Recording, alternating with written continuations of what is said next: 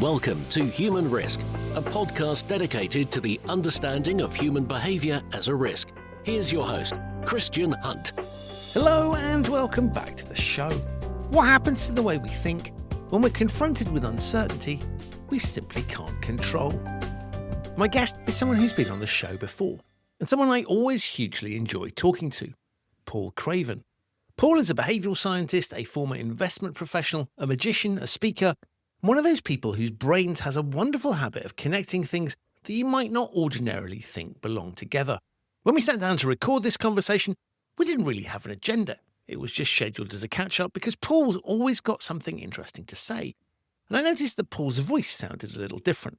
I asked him about it, and his answer took the conversation somewhere I really wasn't expecting. What followed was a very personal discussion about uncertainty, what it does to us, how we respond to it, and what we can learn when life gives us circumstances we can't control.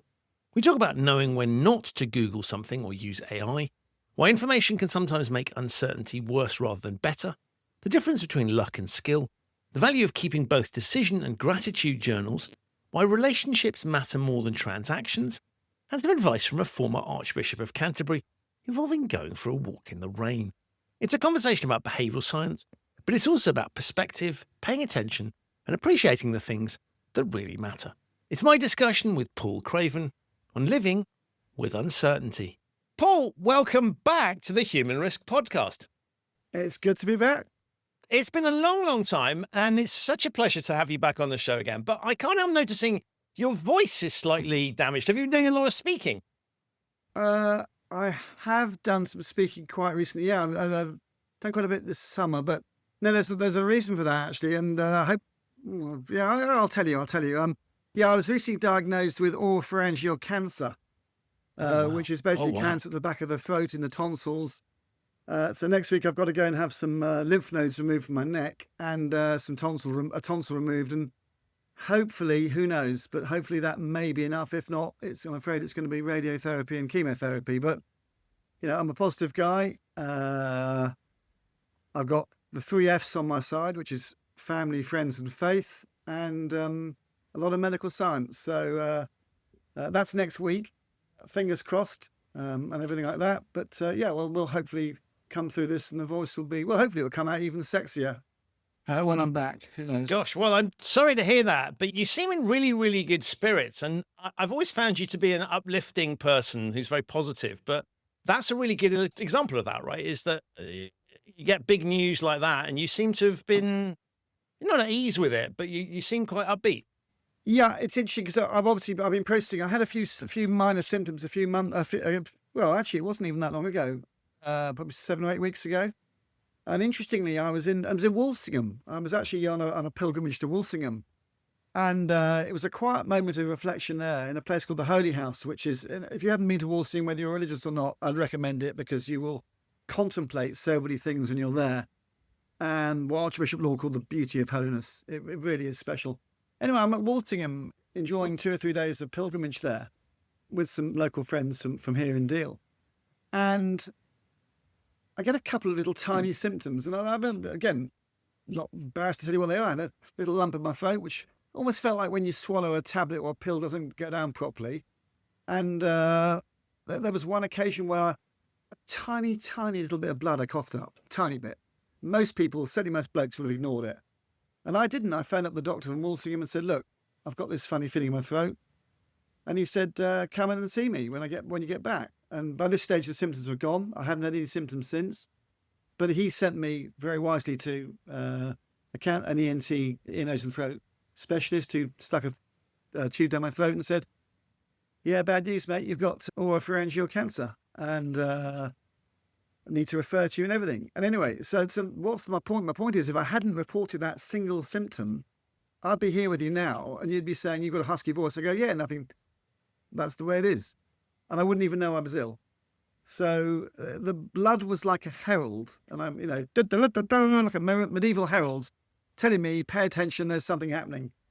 And I had one warning and I took it. So again, I don't know how it's going to finish, but let's hope that we caught it early and we can get over this and get back to doing what I love doing, which is having fun, playing golf, thinking about ideas, people watching, behavioural science, magic, and all the things I love doing.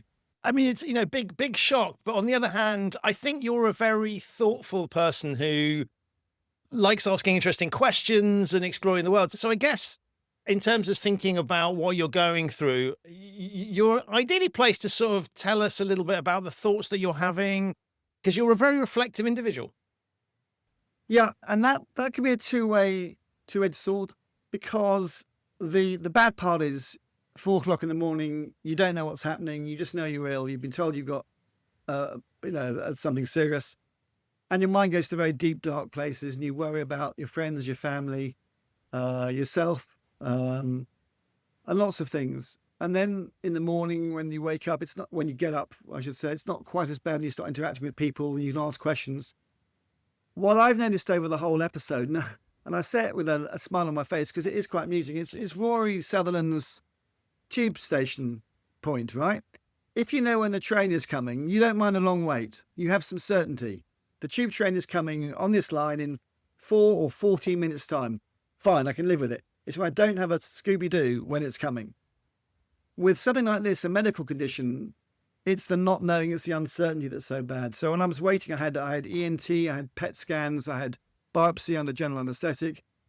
Once they'd gathered all the data, and then we could get called in, and I sat in front of my they call them the MDT, the multidisciplinary team, and sat and started asking questions, and with curious minds and all that stuff. Was the fact the news wasn't great, in a way, it was mitigated by the fact I was finding out facts and figures and information about it, and that there was a treatment plan. And I think that's the issue, is that there is a treatment plan, and you don't know that when you don't know anything. But once you know something, you begin to see you're in the hands of experts. And the big shout out here to the NHS, right? If you're on a cancer pathway, by goodness me, it's efficient.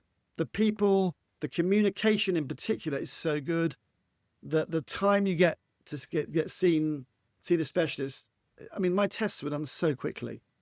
And now I know it's different if you've got other things, hip operations and all that, but in this particular one pathway, I really can't fault them, both in terms of the quality of the people, the skills they've shown, or the urgency with which they've seen me and helped me and answered questions. And as you rightly imply, I've certainly asked a few questions. And it's interesting because this is a really good example of where something like the curse of knowledge could kick in. They're looking at this all the time, but for pretty much everybody going through this experience, this is the first time they've come across something of the nature. And so as you were talking about it, it seemed to me there's a great amount of empathy for what you're going through in order to be able to explain it to you. Yes, definitely. And interestingly, the best doctors I've seen have combined empathy with realism. What I haven't wanted is anybody sugarcoat it for me. They haven't. But what I have wanted is a little bit of a smile, a bit of laughter, a bit of warmth, not just a cold clinical person telling me the real cold facts and figures. The combination of both has been very, very powerful.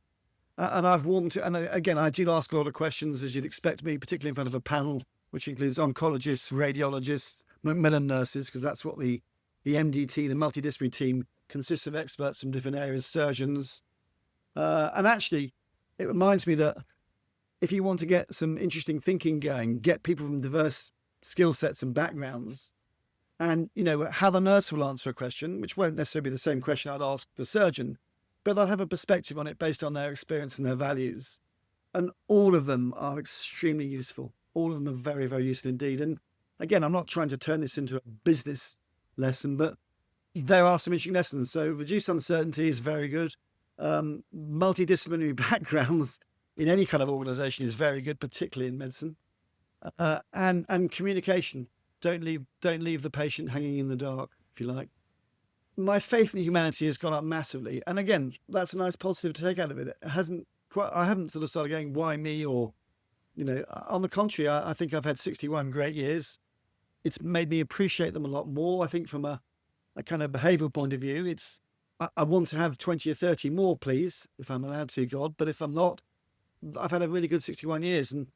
And if the last few weeks have taught me anything, I have been right to appreciate some of the good things, but I could probably appreciate them more. So what am I talking about? Well, I think Goethe said every day you should listen to some music and read some poetry. Well, I try and do those things. I try and read some poetry and listen to some good music, classical music or otherwise, every day. And I don't do it sort of as if it's a chore. I do it because I love it. As you know, I'm a big fan of Ian McGilchrist. I think Master and His Emissary and The Matter of Things are probably two of the most important books that have been written this century. For those of you who don't know Ian McGilchrist, he is originally a psychiatrist, as a neuroscientist. He's also got a background in the arts. He's a fascinating man, a real polymath. And he's written what I think are the definitive books on how the human brain works. And it goes from not just being about the brain, but about the mind, how the mind actually functions. And I don't want to try and summarize his books because he is too brilliant for me to even begin. I stand at, I'm not worthy to gather the crumbs under his table, to borrow a metaphor, but Ian McGilchrist is extraordinary. And I think my big learnings from him are that relationships matter more than transactions, that context is everything. Yes, we all need to grab and apprehend the left hemisphere stuff, that narrow window of focus. It's very important. It helps us get along in life, helps us get our food, everything else. But let's not forget the right hemisphere, which is a much more holistic, broad view, more aware of context of what's going on around us. It's the part of our brain that appreciates poetry, that appreciates music, that appreciates humanity, that appreciates the sense of the sacred, that's really involved with the values that matter, as opposed to just utilitarian functions, which the left hemisphere tends to be better at. And like everything in life, all things in moderation, it's a balance between the left and the right hemisphere that really makes you flourish or thrive. And I think, to go back to where I started on this, but I think the last few weeks when I've been aware I've been ill, I've really, really thought about what I appreciate. And I have, to a large extent, tried to show it and do it in recent years. But boy, goodness me, you appreciate the good weather, the sunshine. You actually appreciate the rain. I mean, it sounds weird. Everything, there is beauty in almost everything I've found in the last few weeks. And it's been really uplifting. And I was lucky enough last December to find myself in it sounds a bit weird this. I was on a storytelling weekend with a guy called Martin Shaw. Look up Martin Shaw. He's probably the greatest storyteller on the planet. Oh, so I was thinking about Martin Shaw from The Professionals. Not him, but Martin Shaw is a sort of storyteller, and for years and years and years he's been doing it, and he's got posts at Cambridge University and the US universities as well. But he's just a top chap, and you can see lots of his stuff, as you can, by the way, Dr. McGilchrist, on YouTube. So you don't have to read their books, by the way. Go onto YouTube and look up Ian McGilchrist and Martin Shaw. Martin Shaw is a storyteller, and Martin Shaw basically has insights into humanity, personality, behaviour, decision-making, all the stuff that I think I'm interested in from a more sort of behavioural science point of view. Martin does it from a bottom-up, people-watching point of view, and loves this idea of myths, or I should say mythos, because, of course, mythos was what, in ancient wisdom, mythos was not seen as what we would regard as myths. It was regarded as another way to the truth. It was a much broader, more value-driven way of approaching the truth than simply logos. Logos, from which we get logic. It sounds more sensible, more logical to a 21st century mind. But mythos to the classical mind was as important, if not more important. Again, it's more of this right hemisphere McGilchrist stuff, context and the big picture. And so Martin runs this storytelling weekends down at, he lives on Exmoor, or Dartmoor, I should say. And big country house we go to, and there are probably about 60 of us. And he had some brilliant guests there, other guest speakers, as well as his own contribution. And he had Mark Vernon, who's one of the great minds on William Blake. And Mark Vernon has just written a book on Blake. And he gave some talks. But really, the man who dominated the weekend just by his presence, just by opening his mouth, was Rowan Williams, former Archbishop of Canterbury. Now, Rowan Williams, and it was really weird. The first time I'm sitting here with my friend James, we're sitting down, and two guys walk up to say, "Can we join you?" And they put their trays down next to us, and it was Paul Vernon and Rowan Williams. And we said, "Oh yes, please do." And then they introduced themselves as if they needed to. And the whole weekend was just extraordinary because Shaw's talks and storytelling was brilliant, and you learned so much about humanity. And again, I know that I love behavioural science and stuff, and it's kind of a bit more, feels like more geeky and more modern. But when you hear these old stories, these old classic stories, told or retold, re-enhanced, it's like poetry. It's just so deep and so contextual. And I'm learning about the stuff I talk about on stage to my clients, to the business community, the asset management community, the investment bankers, the lawyers, all the people I talk to. I'm gaining as much wisdom from Martin talking about the time he spent 100 days camped out, in a forest glade, and what he saw when he looked at the stars, or so on and so forth. And I know I'm in danger of sounding a bit woo-woo here, but I swear to you, Christian, it really is eye-opening. And Rowan Williams said something that weekend, and it was a casual conversation. But he said, if you're in a bad mood, he said, here's one of my tips. And I thought, and everyone leaned forward, what's he going to say? He said, go for a walk in the rain. And we went, what? He said, try it. Go for a walk in the rain. Anyway, there have been times since that weekend where I felt uptight or I felt a bit stressed about stuff. And I've no doubt it's been raining. I've gone for a walk in the rain. Trust me, he is so brilliantly correct with that thing. Any of you men will listen to this. Try it. Next time you're pissed off, look out the sky. If it's raining, just go for a walk in the rain and get wet. Everything will sort itself out in a strange sort of way. I mean, all of this I love because you're talking basically about human experience. And I think there's something really interesting where, particularly from a behavioral science perspective, we kind of think, well, unless it's been proven in a research scenario and people have studied this thing, it doesn't have any validity, right? It's just stories. But actually what I think is really interesting, what you're talking about there, is that storytelling and myths and history and just lived experience can be just as powerful, particularly if we're trying to communicate ideas. Well, I think what joins up the storytelling with the go for a walk in the rain idea, and indeed lots of others that I've realised that I do all the time when I'm talking on stage about behavioural science, it's reframing the issue, it's reframing the challenge, it's reframing the problem.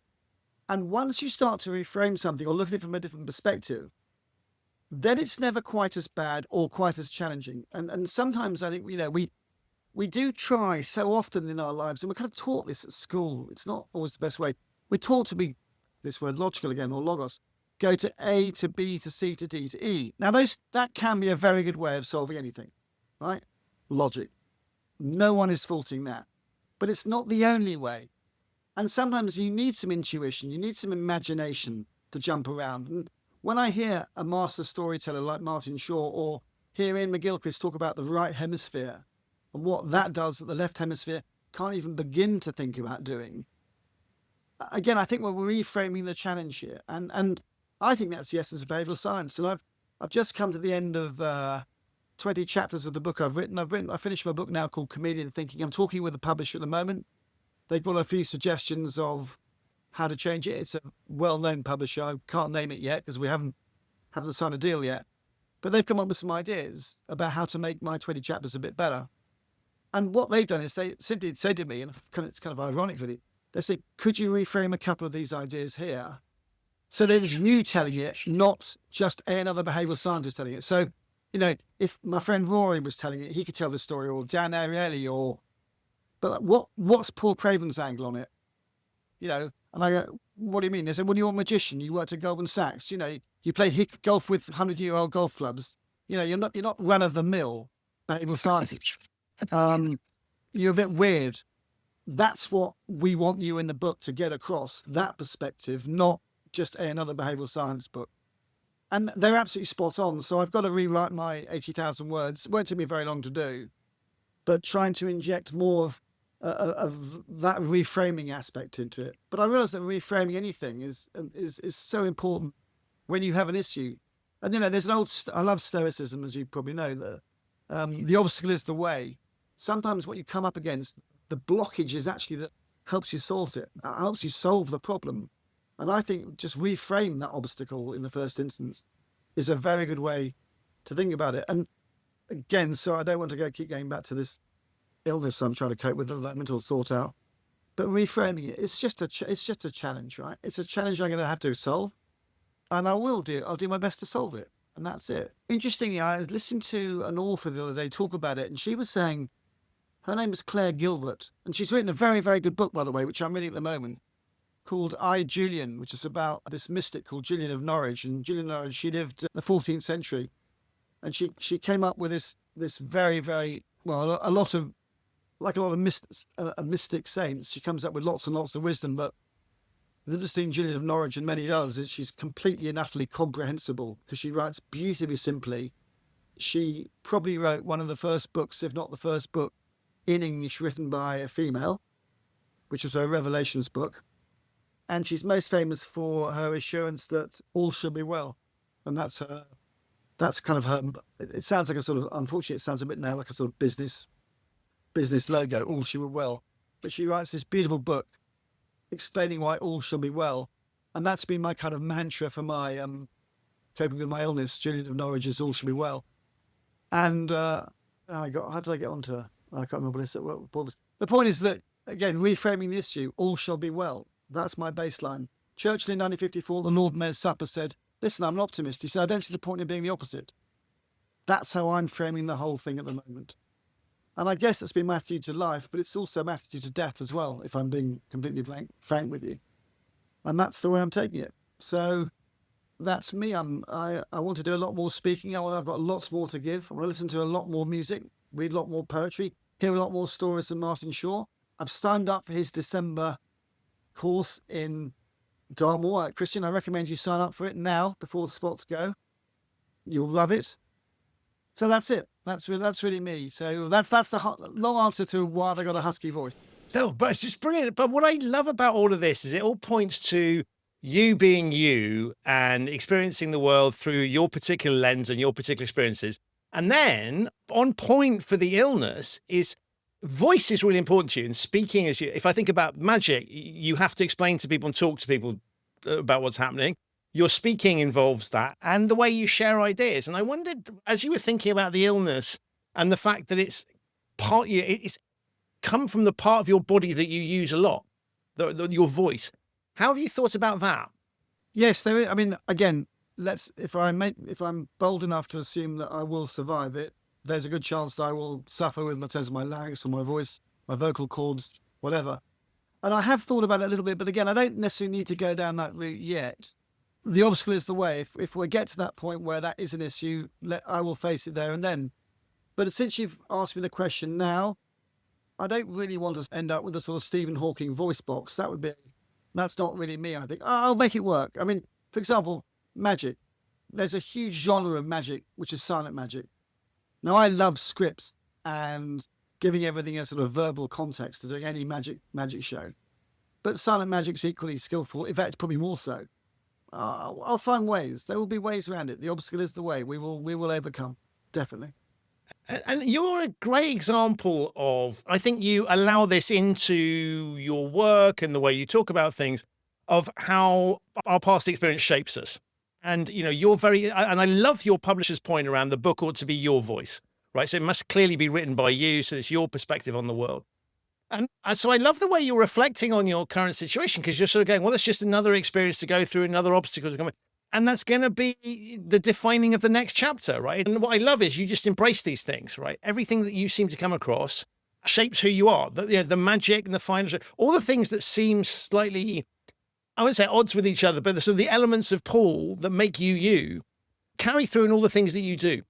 And I think this is a sort of fascinating example. And the way you're approaching this world at the moment is just to sort of say, well, it's just another experience, another thing that's going to shape who I am. Yes. Yeah. The danger is, because I've had 4 or 5 weeks to process it, I probably sound a bit more calm about it than I might have been 4 or 5 weeks ago. But I also was aware that I had responsibility to my family, and to my family in particular. And I didn't want them to really,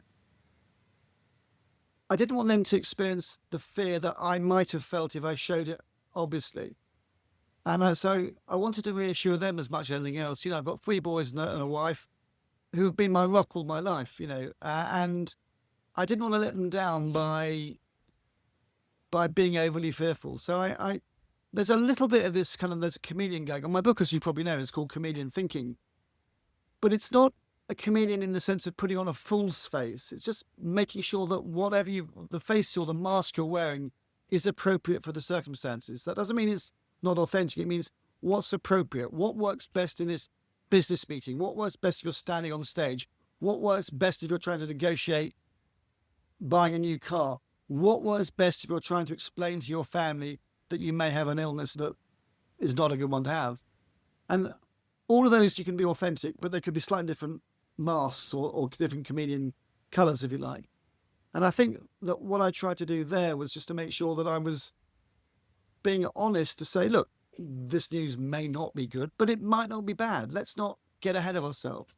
And this goes back to this point about know a bit more, find out a bit more. Now, the one thing I will say, and I meant to say this at the beginning, actually, this is quite interesting. When you've got a little illness or you've been told illness, I chose not to start using Google and AI to research it until they'd done the test and they had the results of the test. And let me just explain why, unless it's obvious. If you decide to start researching what you think you've got or you've been told you've got, with no tests about how bad you've got it, where it's gone, you will open up a huge, wide vista of possibilities, many or most of which will be very bad and dark, right? Because, the internet doesn't do probabilities very well. You'll get thrown to pages that will take you down very dark places, right? If you start researching medical symptoms. Once I had the results of my test and talking to the doctors, my MD team, I felt more confident about doing my own research. Because then it shouldn't tell you anything that they haven't told you. Well, I'll tell you, that hasn't. And actually, I found some stuff that's been quite supportive in a way. So be careful how you use search engines. The more good stuff you can put into them, the more stuff that's genuinely true, the less speculation comes out the other end. And as I say, the human mind will wander down dark places, and the internet, helped by the internet, when it comes to medical issues. So it was a deliberate policy. And why do I say that? Because likewise, when I'm talking to real people, friends, family, whatever, I've tried to be as factual as possible without speculating on what might or might be. I'm trying to pass on almost what the doctors have told me. And I think that's quite a helpful lesson for life. Don't exaggerate. But we all do, because we all want to, we all like to do that occasionally, but watch out. And I think that's super interesting, because if you look at the way conspiracy theories spread, that great phrase of I've done my own research, which typically involves diving into a YouTube rabbit hole. And I think what's interesting about what you said there is you're using the benefit of having access to all the information, but in a way you're an educated researcher, right? You know what it is you're researching. You've got a grounding from an expert. And I love the idea of thinking about your medical condition in that way, because that strikes me being very intelligent, means you can focus on actually what's relevant to you. You're confirming based on what an expert has told you. It's a very intelligent way of approaching it. And I think there's something interesting there about sort of how we deal with misinformation and helping people to manage that, because there is a sort of tendency, I think, to just dive in because we can. And search engines were bad. AI is even worse, because it'll deliver in ways that I think can really mislead us. And of course, it's pretending to have a direct relationship with us. It's faking many of the aspects of, it's back to your chameleon point, actually. If I look at AI, I think the big con trick with AI is sort of fooling us that it's taking on human attributes in a way that a search engine hasn't. We can tell that Google is doing something that humans couldn't, but AI feels like a human. So I think what you've outlined there is a really intelligent way of approaching how we use this technology for all sorts of use cases, not least the medical one. Yeah, and the other thing is, which is I think really important, again, this is a pure Ian McGilchrist point, is that the left hemisphere, which we like and appreciate because it does certain good things, we don't want it taking over. Why? Because the left hemisphere of the brain is very binary. It's ones and noughts, it's maps, it's yes or no, it's good or bad, it's right or left, it's dark or light. The right hemisphere is much better at nuance. It's not necessarily either or, it can be and. And when you're looking at medical issues, but again, this applies to everything, but the medical issues are really good at it. You can't simply say, oh no, I'm going to die, or oh no, I'm totally fine. Guess what? It's probably going to be somewhere in the middle of those two. And that's where you want to start. But unfortunately, the internet will throw you down the oh no, you're going to die, or everything's fine point of view, and more likely you're going to die a bit. And talk to doctors, get your result. You'll find out there's a lot more. Well, if this happens, then we'll probably go down this route here. If the surgery doesn't work, we'll probably try radiotherapy and chemotherapy. Now, that's a much more measured way of looking at it than the stuff that I could have looked at online before I had all the stuff. So it just reminds me that, do your research is important. Remember the importance of nuance, and this applies to everything. It's not always either or. It could be and. And again, listen, this isn't rocket science, but people forget it, particularly during times of crisis or tension. They assume there must be a binary answer, yes or no, good or bad. And life ain't like that, really. One of the things that strikes me is that your background and interests, if I think about golf, if I think about magic, if I think about financial services, there's a lot of an element of sort of controlling things, environments that are predictable, where we try and risk manage things. And so, your magic tricks to work, you need to be fully in control of the environment. For financial services to be successful, you want to make sure that you've got investment strategies that work. Or golf, there's a certain technique to it. As I look at those things, that seems to me that you could categorize those as sort of very controlled environments. And arguably what you're at the moment in is not an environment that's controlled in the same way. And I wondered your reflections on that. Well, I was thinking about the luck skill thing as well on those things, because I'm not a very good golfer, but I love it.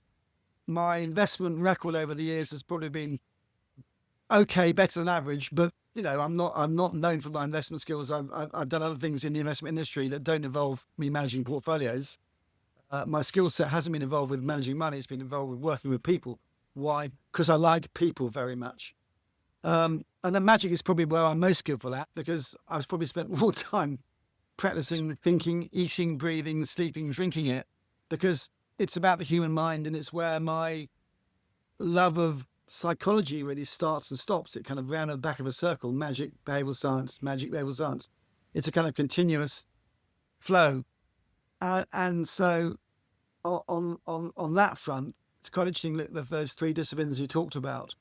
You asked me a question there. It's about the controlled environment. Can you control the environment? Or which ones are better in terms of controlling? The answer is, I think you've got to accept the fact you're going to get, it's a bit of a cliche, you're going to get dealt cards. I'm sorry to go back to that.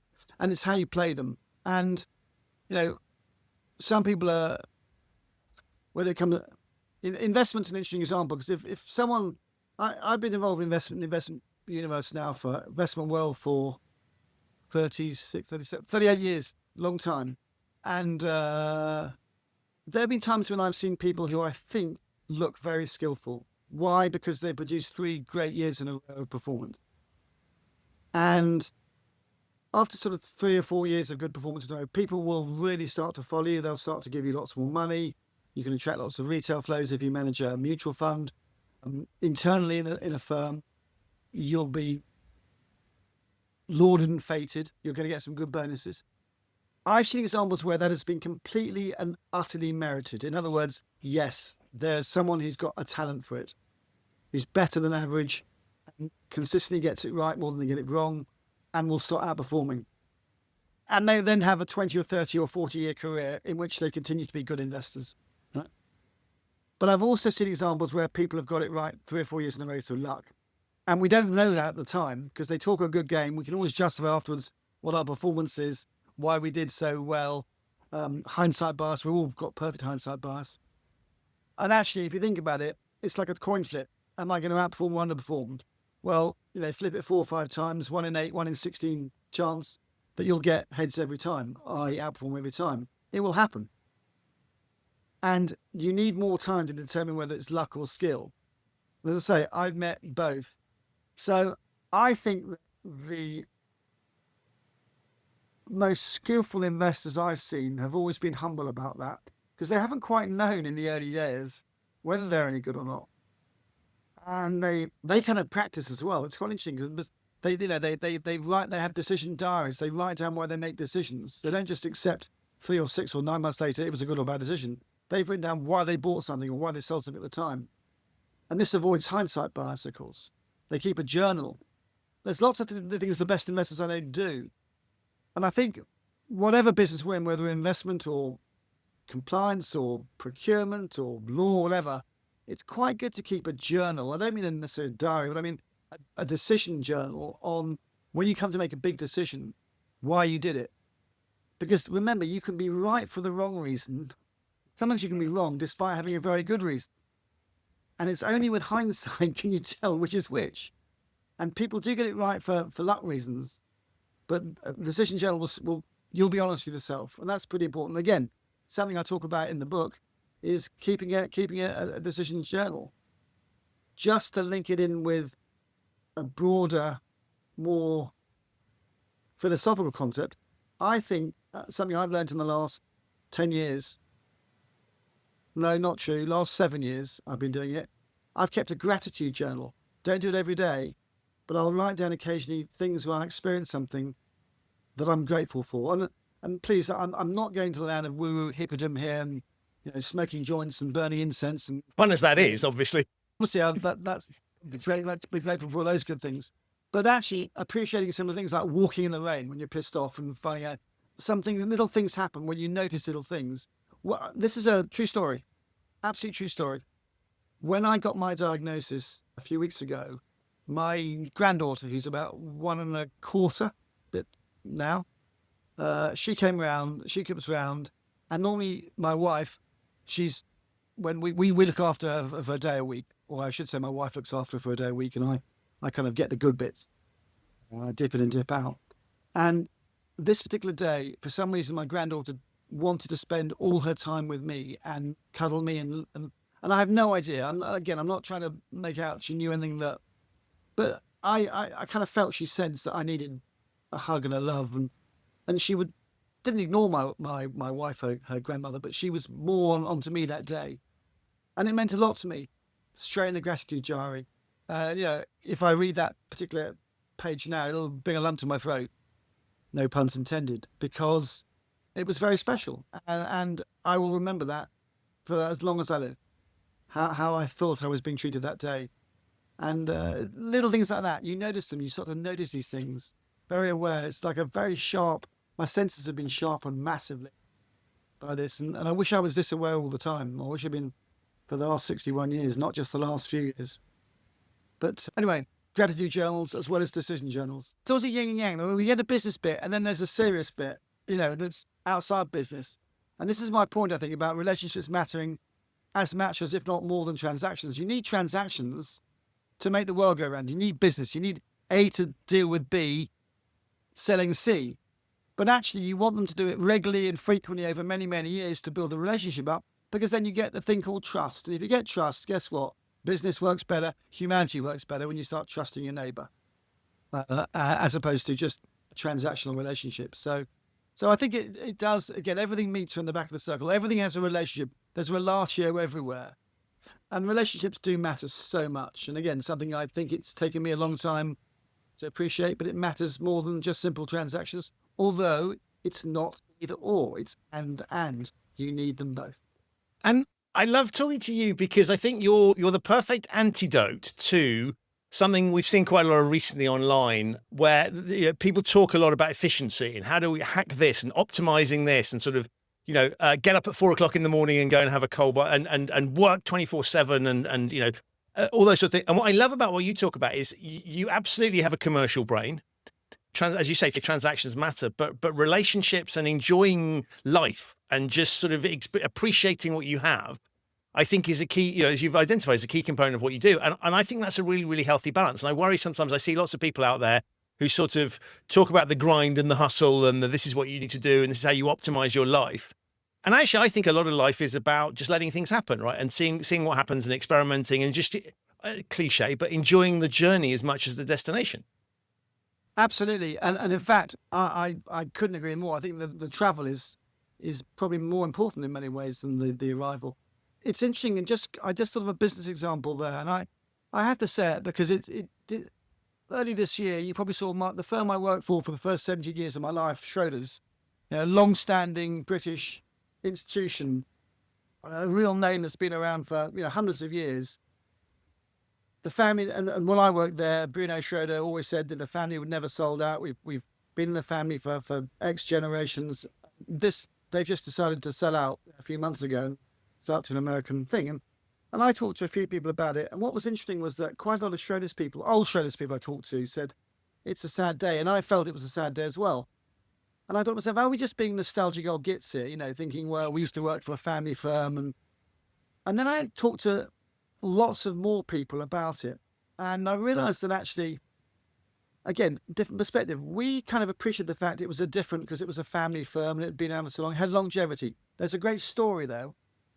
Think about that. Think how many generations it's passed down, how many parents to their offspring. This is the legacy, use it wisely, and there's worked. And obviously the current generation don't want to take it on. And I know families spread out and there's more disparate now. And this is not a personal comment, but it struck me that people who want to defend it said, oh no, it's a good thing to sell out, economies of scale. Great, now, we can manage. And my view was, well, hang on a second, if you're the 22nd biggest asset manager in the world already, and after this you're the 11th biggest, I think those are the right numbers, so what? People are going to say, wow. Are they going to go, whoa, this is a really good economy of scale, you go from 22nd to 11th, that's going to really help business. I don't think it will. That's my view. I'm not an expert, I don't claim to be an expert. And I think, but they've given up something now. They've given up something that made them completely and utterly unique. And someone said to me, well, what would you do if you were the Schroeder family, the youngsters who've, own this company and you're not really interested in it? I said, well, if I wasn't interested in it, but I'd been lucky enough to be born with, millions and millions of pounds worth of assets that I've got because of my surname, I wouldn't just sell them on. I would think I have a responsibility to the next generation. And I would try and do something worthwhile with them, and it wouldn't be selling out for them. Now, that's a personal view.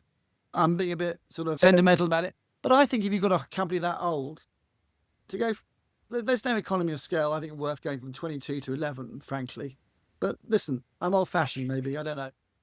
But I think that's just a really interesting reflection because you're putting a lens on it that is different to the lens that the families, the current generation of the families putting on it. And I think being able to, one of the other things I've always appreciated in the conversations I've had with you is being able to see different perspectives. So I think you're really good at thinking in those terms.